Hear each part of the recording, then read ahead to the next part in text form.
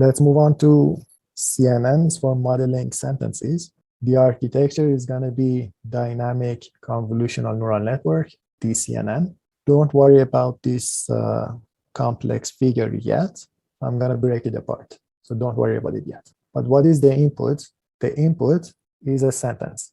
The cat sat on the red mat. Now we know that our sentences, we can represent them by a sequence of vectors, or if you concatenate everything together, that's going to give you an input matrix.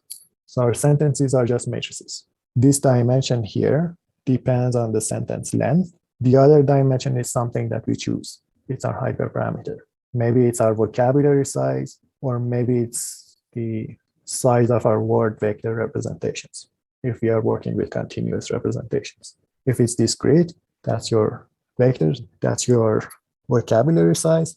If it's continuous, these are your word vector representations. In either case, that's going to give you a matrix. That's the input. And the output is also clear.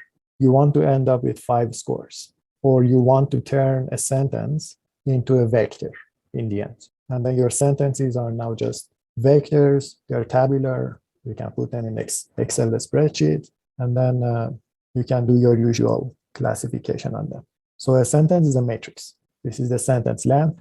This is a dimension that you choose. For instance, even the vocabulary size, you can choose it. It's a hyperparameter, it's under your control. Let's break it apart into a sequence of vectors. Then you're going to introduce convolutions. Now for convolutions, you need to know your filter, and this is your filter. You can represent your filter by a matrix also. What is the difference between X and W? They are both matrices. The difference is the size of M, and that's your kernel size. And the idea of a convolution is basically simple multiplication. You want to multiply X by W, but you cannot do it. The reason for it is they don't have the same dimension here, S and M. You want to multiply them pointwise, but you can't. They have different dimensions. That's why you take windows of X that have sizes of M, and then you can multiply. But this is a different type of convolution. For a regular convolution, you take W, multiply by a window of X, and then you sum over everything. Or another way of saying it, you take W, you turn it into a vector, you take a window of X, you turn it into a vector, and you compute the dot product of the two. And then you do sliding. That's a regular convolution. For channel-wise convolution, you pick a channel. And what do I mean? You pick a channel at your input. You pick the same channel on your output, and that's your I. I here, and I here. So you're picking a channel, and now you can think of a sentence as just a signal, one-dimensional signal. It's just a time series. And then what you do is you do your multiplication channel-wise.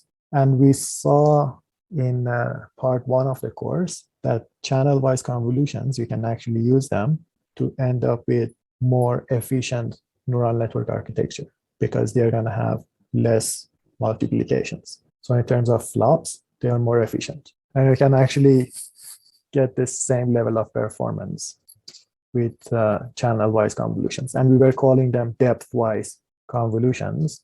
It's the same thing. You can either call this a channel or you can call it this a depth. So after this operation, what do we get? First of all, you pick a window because you cannot take your W, which is n-dimensional now, and multiply it by something that is s-dimensional. So you need to turn your X into something that is m-dimensional. So what you do is you subtract J minus this J plus M minus 1 plus 1, and that's going to give you the size of this X, which is going to end up being M.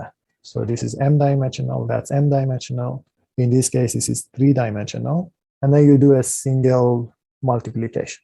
And this transpose here is for you to do your summation.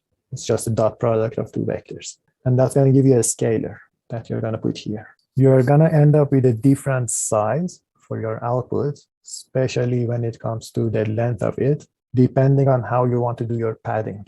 If you don't want to do any padding, the dimension of the output is going to shrink because every 3 of them need to collapse into 1.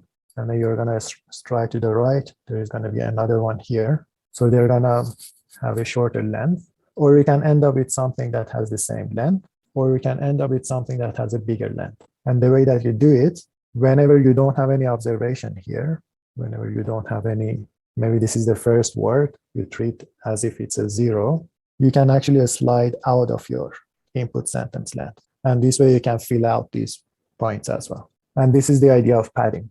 And this is channel wise, because the next channel, you're gonna do the same thing.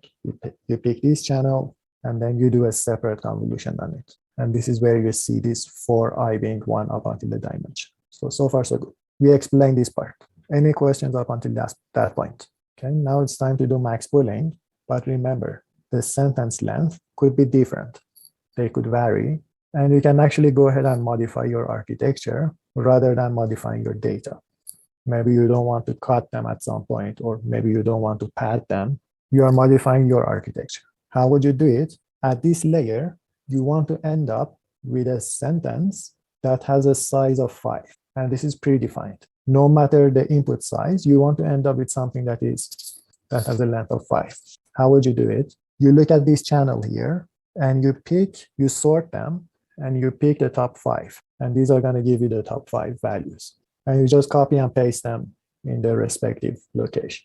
And this is the idea of K max pooling. In this case, 5 max pooling. You pick the K highest value of your signal.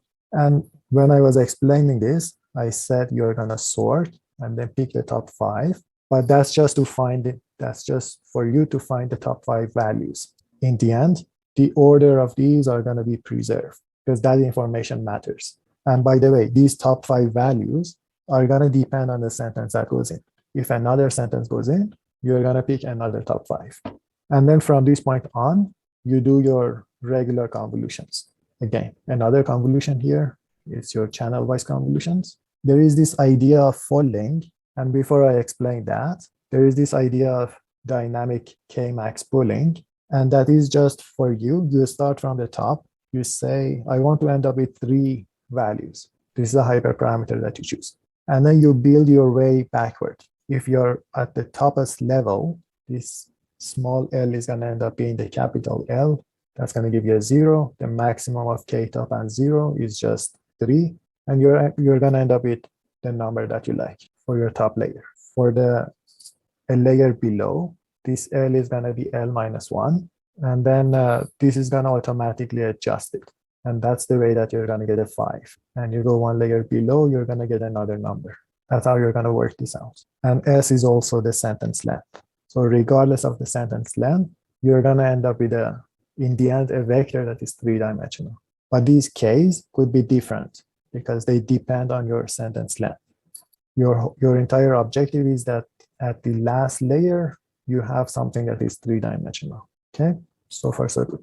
Let's explain the idea of folding. You don't like to work with high-dimensional vectors towards the end. You want to save computations and memory. And then you're going to collapse every 2 values into a single one along the other dimension, not along the sequence dimension, along the channel dimension. And it's just as simple summing them up. If you have two values, just sum them up. And then they're going to collapse, they're going to fold. You do your K-max pooling, and in the end, you do your fully connected layer. And that's going to give you the number of classes that you need in the end. You can apply it on movie reviews data. And this is the dynamic CNN. It's doing the best. And you can apply it on question answering. These are multiple choices question answering. And you can represent that as a classification problem. Any questions about this? Was everything clear? Okay, perfect.